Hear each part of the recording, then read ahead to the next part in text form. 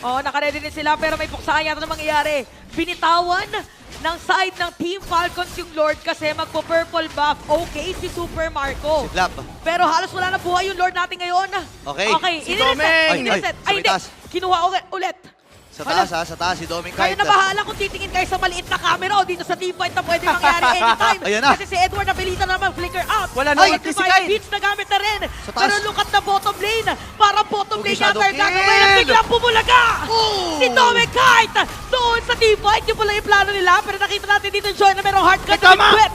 Gagamit na Crown. kami ng Winter Crown. Si Edward na biglang nawala na. Hala, nabubulol na tayo lahat. Immortality, hindi umabot. Oh! At si Domeng Kite namatay na rin. Inalaban pa ata ni Super Marco. Pabibig Super tayo Marco! naman si Uwe may ipit. Wala sa ultimate dito ngayon nakakuha ni Super Marco ng tatlo. Magiging Ay! apat pa ba? Pero nandun yung shutdown mula sa Smiling Demon. Demon Kite with a kill.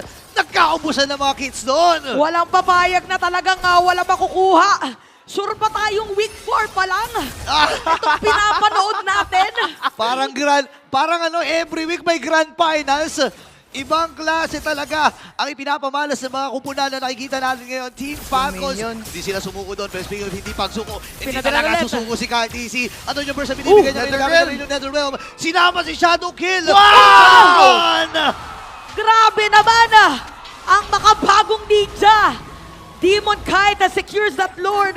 Aurora ngayon, pang ilang Lord na nila to? Pangatlo! Pangatlo. Pangatlong Lord.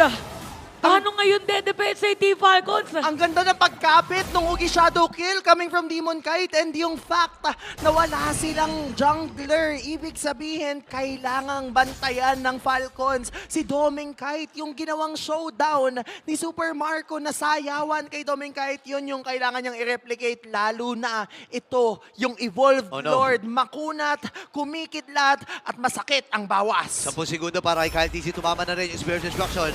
Kung sila yung nagamit, nandun si Ogen para harapan. Pero parang hindi ata kaya harapan. Okay, si Flap TC, inaabol na ngayon. Pero Netherrealm na sagot. Super Wala si Massive Marco! Wala na may damager dito sa side ng Team Falcons. At nakikita na nga natin na tinuturi na. Aurora! Game number 1!